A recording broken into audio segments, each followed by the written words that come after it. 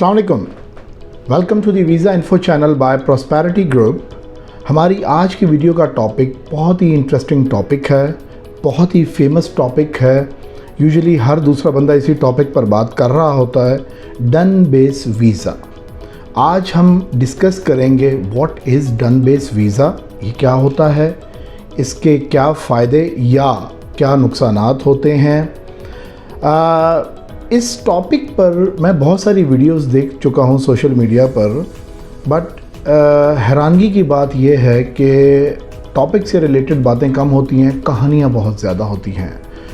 और जैसा कि मैंने बहुत शुरू में आपको अपने इस चैनल के बारे में बताया था कि इस चैनल पर हमारी कोशिश होगी कि आपको इन्फॉर्मेशन मिले, आपको कहानियाँ ना मिले, because what we strongly believe is time is money. तो कोई भी इंक्लूडिंग माई सेल्फ नहीं चाहेगा कि अपना टाइम वेस्ट करे, थोड़े टाइम में ज़्यादा इन्फॉर्मेशन मिलनी चाहिए। सो यही हमारा एजेंडा और हमारा मोटिव यही है। तो चलिए टॉपिक की तरफ। हमारा आज का टॉपिक है डन बेस वीज़ा। डन बेस वीज़ा क्या होता है? डन बेस वीज़ा गारंटेड वीज़ा। आपको गारंटी चाहिए।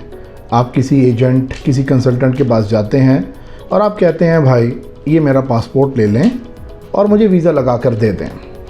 पैसों का कोई इशू नहीं है, पैसे आप 5 लाख ले लें, 10 लाख ले लें, 20 लाख ले लें, 40 लाख ले लें, वो मैं दे दूँगा। बट भाई मैं वीज़ा लगा कर देंगे, गारंटेड वीज़ा होगा, तब आपको मैं पैसे दूँगा। मेरा उन लोगों से सवाल ये है कि भाई 2 किलो गाजर लेनी है, 2 किलो मूली लेनी है, किसी को पैसे दिए, भाई मार्केट जाओ, ये पैसे लो और 2 किलो गाजर ले आओ, मूली ले आओ, खीरे ले आओ, आलू ले आओ और बैंगन ले आओ। It's not like that. आप किसी कंट्री में जाना चाह रहे हैं और अगर लीगली जाना चाह रहे हैं तो उसका एक प्रोसेस है, उसका एक सिस्टम है which you need to follow. ऐसा कैसे मुमकिन है कि आप पासपोर्ट किसी को दे दें और वो आपको वीज़ा लगा कर दे दे? ये fraud mainly Canada, UK, Australia, USA, Schengen European countries में मेनली इनके लिए हो रहा है। डन बेस वीज़ा की मार्केट में 2-3 अक़साम हैं, 2-3 टाइप्स के, 2-3 कैटेगरीज़ के डन बेस वीज़ाज़ मार्केट में आपको ऑफ़र किए जाते हैं। कहीं सोशल मीडिया प्लेटफॉर्म पे, कहीं किसी जानने वाले के थ्रू, कहीं कोई फॉरवर्ड मैसेज आ गया कि भाई अप्लाई कीजिए, पैसे बाद में दीजिए, कुछ भी पहले नहीं देना और पासपोर्ट ले आएँ और वीज़ा ले जाएं और 20 लाख, 10 लाख, 30 लाख जो भी आपकी कमिटेड अमाउंट है वो आप हमें पे कर दीजिए। हम लोग खुशी खुशी भागते हैं, अरे वाह वाह भाई वाह, क्या बात है भाई, पैसे कुछ भी नहीं देने और जाकर सिर्फ पासपोर्ट देना है और वीज़ा ले लेना है। तो भाई इतना आसान नहीं है, इतना आसान हलवा नहीं है। अगर ऐसे ही हो तो लोग इलीगल रास्तों के थ्रू, डंकीज़ के थ्रू अपनी जानों को ख़तरे में डालकर मरते मराते मुश्किल से ही शायद पहुंचते होंगे, लेकिन कहीं और अल्लाह को प्यारे हो जाते हैं। तो ये इतने आसान काम नहीं है, इतने आसान तरीके नहीं हैं। हमेशा से कहता हूँ, हर बंदे को कहता हूँ, बार बार कहता हूँ जो मुझसे कंसल्ट करता है कि लीगल तरीका अपनाइए, प्रॉपर तरीका, प्रॉपर चैनल अपनाइए। Right way is always a long way. जो शॉर्टकट होता है, शॉर्ट तरीके होते हैं, वो गलत तरीके होते हैं।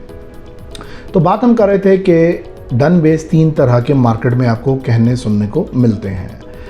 पहले तरह का जो डन बेस वीज़ा होता है वो कुछ यूँ होगा कि भाई आपको हम फ़लाँ कंट्री भेजेंगे, यूके, कनाडा, ऑस्ट्रेलिया, जहाँ की भी बात चल रही है।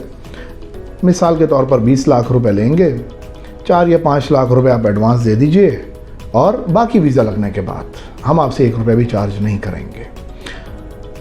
आप बड़े खुश, अरे वाह भाई वाह, सारे पैसे बाद में देने, तो थोड़ी सी अमाउंट है जनाब, ये दे देते हैं, उसके बाद वीज़ा लगेगा तो बाकी बात होगी।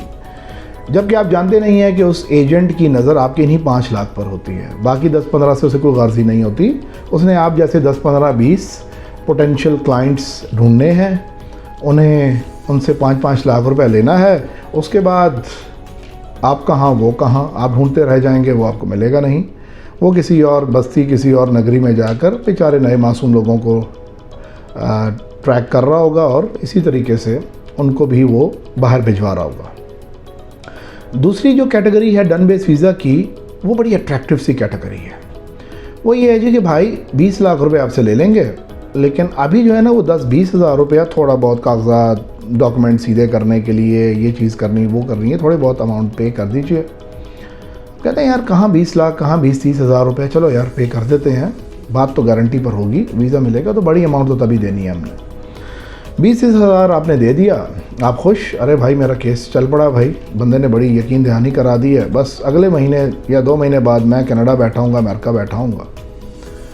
अब होता यूँ है भाई कि कुछ दिन गुजरने के बाद आपको बंदे की भाग दौड़ नज़र आ रही है, इधर उधर हिलना जुलना नज़र आ रहा है, भाई बड़ी मेहनत हो रही है, एफर्ट्स हो रही है, वैसे ही हो रही है। आपके पास एक दिन उनकी कॉल आ जाएगी, अरे भाई फ़लाँ कागज़ चाहिए, फ़लाँ डॉक्यूमेंट चाहिए, फ़लाँ चीज़ चाहिए, तो आप ही ने देनी है भाई, आप तो अरेंज करके दो भाई। भाई मैं तो अरेंज नहीं कर सकता। अच्छा आप नहीं अरेंज कर सकते तो भाई हम कर देंगे, इसके 20 हज़ार और लगेंगे, 30 हज़ार और लगेंगे। यूँ करते करते 50 हज़ार लाख रुपया वो आपसे ले लेंगे। आपकी जो कॉस्ट एम्बेसी में बायोमेट्रिक में जो छोटी मोटी जगहों पर जो आती है, जिसके थ्रू आपका वीज़ा अप्लाई हो जाता है, वो आपसे वसूल कर लेंगे। आपके वीज़े को शायद वो अप्लाई कर देंगे, आप खुश, भाई वीज़ा भी अप्लाई हुआ, बायोमेट्रिक करने भी मैं चला गया, बायोमेट्रिक भी मैंने जाके करा लिए हैं। अब उस पर आपका वीज़ा लग गया तो ये एक जुआ है भाई। बकाया 20 लाख की बात हुई है तो एक दे दिया, 19 लाख आपसे वो बकाया ले लेंगे। ना लगा तो आपका पासपोर्ट आपके हाथ में कर देंगे, अरे भाई बस आपकी किस्मत की बात थी, हालात ख़राब थे, कोरोना आ रहा है, कोरोना चल रहा है, अम्बेसी में मेरा रिश्तेदार था, उसकी ट्रांसफ़र कहीं हो गई। भाई किसी का कोई रिश्तेदार नहीं होता, कोई जान पहचान नहीं, कोई लिंक नहीं होते, ये काम मेरिट बेस पर होते हैं। ये चीज़ अपने जहन में आप डाल लीजिए, बार बार आपको बताई जाती है, ऐसा कोई चक्कर फ्रॉड नहीं होता भाई। तो ये दूसरी किस्म है। तीसरी किस्म है भाई सबसे अट्रैक्टिव, सबसे मज़ेदार, सबसे मैं कहता हूँ कि वाह वाह वाह, मतलब सुनकर मज़ा आ जाता है। अक्सर जब मैं कहीं पर ये देखता सुनता हूँ तो मेरा भी दिल करता है कि यार मैं भी एक बार अप्लाई कर लूँ, लेकिन अल्हम्दुलिल्लाह अल्लाह ने नॉलेज दिया तो साथ ही वो जो खुशी है वो एकदम बैठ जाती है। तीसरी कैटेगरी क्या है भाई, कुछ भी नहीं देना यार, 1 रुपया भी नहीं देना, पासपोर्ट लाएँ, वीज़ा ले जाएँ और 15 लाख 20 लाख 30 लाख रुपया डन के ऊपर जनाब, वीज़ा जब मिलेगा तब आप अदा करेंगे। और क्या चाहिए भाई, अंधा क्या मांगे 2 आँखें, भूखे को क्या चाहिए भाई, 2 रोटियां। जाने का भी शौक़ है, पैसे भी नहीं लगाने हैं, पासपोर्ट बंदा मांग रहा है और साथ ही कह रहा है कि भाई देना भी कुछ भी नहीं है, वीज़ा दूंगा तो भाई पैसे आप अदा कर देना। तो ये बहुत बड़ी अट्रैक्शन है। मुझे बार बार कॉल्स आती हैं, मैसेजेस आते हैं, लोग पूछते हैं अरे भाई वीज़ा दे रहे हैं, कहाँ का दे रहे हैं। अच्छा एक अजीब सा सवाल अक्सर आता है मुझे, हमारी कोई भी सोशल मीडिया एडवर्टाइजमेंट जब होती है और हम कोई इस तरह की प्रमोशंस वगैरह अनाउंस करते हैं तो अक्सर एक सवाल आता है, अस्सलाम वालेकुम। वालेकुम अस्सलाम जी, भाई आपके पास वीज़ा है? अरे भाई वो गाजर मूली है मेरे पास है भाई, इतने किलो रहेगी भाई, जल्दी से ले जाओ नहीं तो बिक जाएगी। अरे वीज़ा भाई यूरोप का, यूके का, कनाडा, ऑस्ट्रेलिया, इन कंट्रीज़ का आपको अप्लाई करना पड़ता है। मिडिल ईस्ट के जब हम वीज़ाज़ की बात करते हैं ना, आपको दुबई से, सऊदीया से एक कंपनी है, उसके साथ एक हमारा फॉर एग्ज़ाम्पल कॉन्ट्रैक्ट है, कंस्ट्रक्शन कंपनी है, उनकी एक डिमांड आ जाएगी कि भाई हमें 50 मैसन चाहिए, 50 लेबर चाहिए, 20 कारपेंटर चाहिए, 20 हमें जो है वो पाइप फिटर प्लम्बर्स चाहिए। तो आप आए, आपने कहा मैं प्लम्बर हूँ, आपका पासपोर्ट पकड़ा, उस कैटेगरी में भेजा, वीज़ा लगाया और भेज दिया। वो मिडिल ईस्ट में होता है भाई, कनाडा, यूके, यूरोप, कोई वीज़ा उठा के हाथ में नहीं बैठा होता। आप आते हैं, आपकी कंप्लीट असेसमेंट होती है, आप किस कैटेगरी में फॉल कर रहे हैं, किस कैटेगरी में बेस्ट पॉसिबल चांसेस हैं, उस कैटेगरी के अंदर आपके पूरे केस को, फाइल को, ऑल द रिक्वायर्ड डॉक्यूमेंट्स के साथ प्रिपेयर करके देन एम्बेसी में सबमिट किया जाता है। आपके बायोमेट्रिक होते हैं, जेन्युइनली हर चीज़ प्रोसेस होती है, देन आपके वीज़े का रिज़ल्ट आता है। ये होता है जेन्युइन तरीका।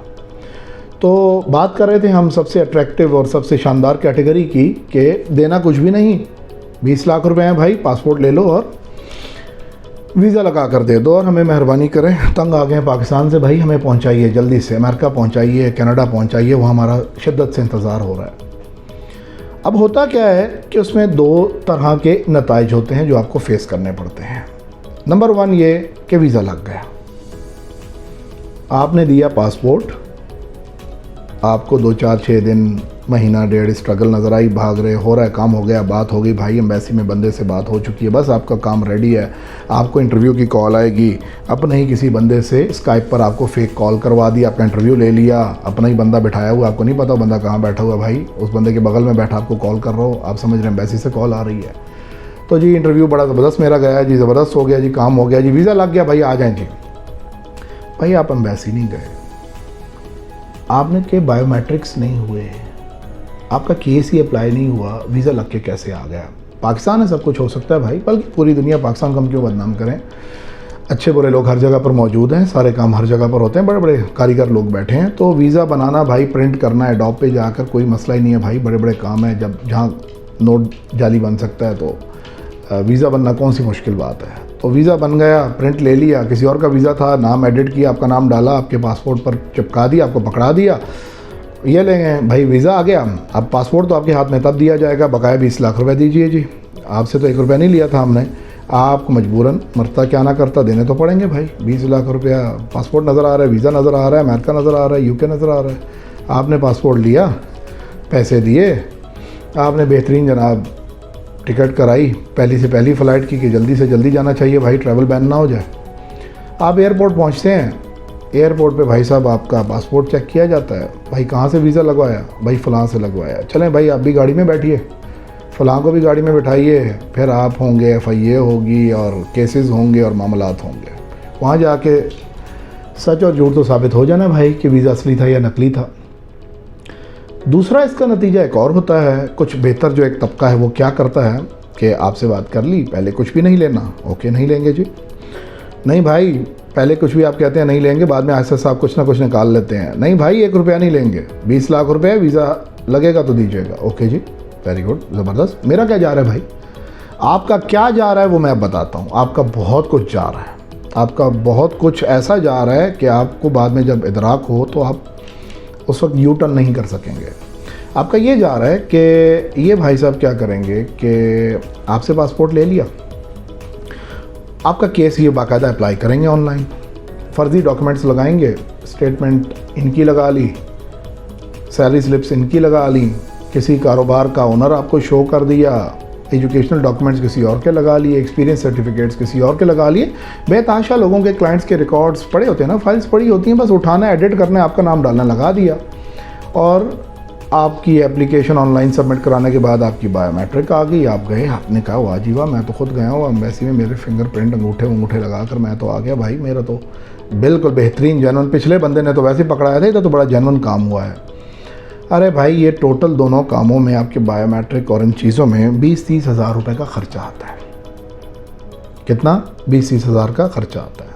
आपसे बात तय हुई है 20 लाख रुपए की, 30 लाख की, बल्कि अमेजिंगली मैं तो हैरान हूँ कि मार्केट में मैंने 50-50 लाख भी लोग रेडी हैं पे करने के लिए कि भाई पासपोर्ट लें और गारंटेड वीज़ा दीजिए और हम आपको इतनी अमाउंट तक पे करेंगे।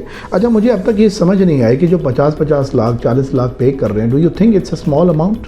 ये बहुत बड़ी रकम है भाई, आपको ज़रूरत ही क्या है इतनी बड़ी अमाउंट पे करके? बाहर जाकर आपने कोई वहाँ मिनिस्ट्री वगैरह तो करनी नहीं है, कोई वहाँ पर DCO तो लगना नहीं है आपने जाकर, तो जो जॉब्स आपने वहाँ पर करनी है उसके लिए इतनी अमाउंट आप जो यहाँ से पे कर कर जा रहे हैं, उसी अमाउंट का, उसी पैसे का यहाँ अगर आप बिज़नेस करें तो आप एक बेहतरीन रोज़गार, बेहतरीन अर्निंग कर सकते हैं। लेकिन स्टिल चलें, ये लोगों के अपने डिसीजंस होते हैं, उनकी अपनी सोच है, उनके अपने प्लान्स हैं, आई डोंट नो क्या रीज़न होता है। तो फिर होता ये है कि आप खुश हो गए भाई, केस भी सबमिट हो गया, मैंने बायोमेट्रिक भी करा दी है और मेरा लगा भी कुछ भी नहीं, 1 रुपया भी नहीं लगा है और मेरा वीज़ा लग के आ जाएगा। अब इस तरह के केसेस में 99% चांसेस होते हैं कि आपका वीज़ा रिफ्यूज़ होता है, आपका वीज़ा अप्रूव नहीं होता। क्यों? आपने तो पासपोर्ट दिया या कुछ छोटे मोटे डॉक्यूमेंट्स दिए, बाकी आपकी फ़ाइल को स्ट्रॉन्ग करने के लिए उन भाई साहब ने सब कुछ अपने पास से लगा दिया, जो कि सब फेक था, फोर्ज था, किसी और के डॉक्यूमेंट्स आपके नाम से आगे सबमिट करा दिए। आपको अंदाज़ा होना चाहिए कि ये फ्रॉड के ज़ुमरे में आता है, फ्रॉड की किस्म है और कनाडा बाकी कंट्रीज़ की तरह वाहिद वो कंट्री नहीं है, और कंट्रीज़ भी ऐसा करते हैं। कनाडा इस मामले में बहुत स्ट्रिक्ट है, फ्रॉड में फेक डॉक्यूमेंट्स की सबमिशन पर आपके ऊपर बैन लगता है 2 साल से 10 साल तक का, और इससे भी ज़्यादा का परमानेंट बैन भी लग सकता है। एजेंट ने तो क्या किया, एक जुआ खेला, आपसे कुछ भी नहीं लिया, आपका केस लिया, सबमिट कराया। अब एजेंट ने 10 लोगों के इस तरह केस सबमिट कराए, उनमें से 9 के वीज़े नहीं लगे, पासपोर्ट्स उठा के वापस कर दिए। एक का अगर लग गया, उससे 20 लाख, 30 लाख, 40 लाख ले लिया, तो आप खुद कैलकुलेट कीजिए कि आपके केस पर उसकी फीसेस की कॉस्ट टोटल आई होगी 20 से 30 हज़ार रुपया। 10 लोगों के ऊपर कितनी आ जाएगी, 2 से 3 लाख रुपया, जबकि वो एक बंदे से 20-40 लाख रुपया कमा रहा है। आपके ऊपर उसने ये 20,000, 25,000, 30,000 लगाकर एक जुआ खेला कि भाई लग गया तो इनसे मैं 20-30 लाख रुपए ले लूँगा, नहीं लगा तो मेरा क्या जाएगा। एजेंट का कुछ भी नहीं जाएगा वाकया, वो सिर्फ आपको पासपोर्ट हाथ में थमा देगा। भाई मैंने आपसे पैसे तो लिए नहीं, आप क्यों नाराज़ हो रहे हैं, आप किस चीज़ पर शोर कर रहे हैं, आपसे तो कुछ भी नहीं लिया, नाराज़गी बनती नहीं। आप अपनी जगह बड़े खुश, अरे वाह वाह माशाल्लाह बड़ा अच्छा बंदा यार, मार्केट में तो फ्रॉड बैठे हैं, इसने तो 1 रुपया भी नहीं लिया। बंदे ने कोशिश तो पूरी अपनी की है, देखें बड़ी मेहनत की है, हमें बड़ा भागता दौड़ता ये नज़र आया है। वीज़ा नहीं लगा तो इसने हमसे कुछ डिमांड तो की नहीं, जितनी एफर्ट की बेचारे की मेहनत फ्री में ज़ाया हो गई, हमारा पासपोर्ट इसने वापस कर दिया। आपको ये नहीं पता कि आपका पासपोर्ट जब उसने वापस आपको किया है वो किस कंडीशन में किया है। आप बैन हो चुके हैं, आपके अगेंस्ट हो सकता है FIA का केस ओपन हो जाए, बिकॉज केस आपका सबमिट हुआ है। तो कनाडा की नज़र में, गवर्नमेंट की नज़र में वो सारे फेक डॉक्यूमेंट्स आपने दिए हैं, आपने प्रोवाइड किए हैं। जैसे जाली डिग्री के अगेंस्ट केस हो जाता है, इसी तरह ये जाली डॉक्यूमेंटेशन की बेस पर आप वीज़ा अप्लाई करें तो इस पर भी केस फ्रॉड का बनता है। तो आपने अपने हाथ पांव कटवा दिए, अपना फ्यूचर ख़राब कर दिया, और वो उस कंट्री ने अगर शेयर कर दी इन्फॉर्मेशन आगे पीछे, तो आप समझ लें कि बाहर जाने के ख्वाब को आप ख्वाब ही समझें, आप कभी जा नहीं पाएंगे, क्योंकि आप बैन लगवा चुके हुए हैं। एजेंट का तो कुछ भी नहीं गया। तो मेरी आप सबसे ये गुजारिश है, आप सबसे मेरी मुअद्दबाना रिक्वेस्ट है कि ये जो डन बेस का फ्रॉड है मार्केट में, इससे बचिए, इससे आप अवॉइड कीजिए, ख़ुद भी अवॉइड करें, दूसरों को भी समझाएं।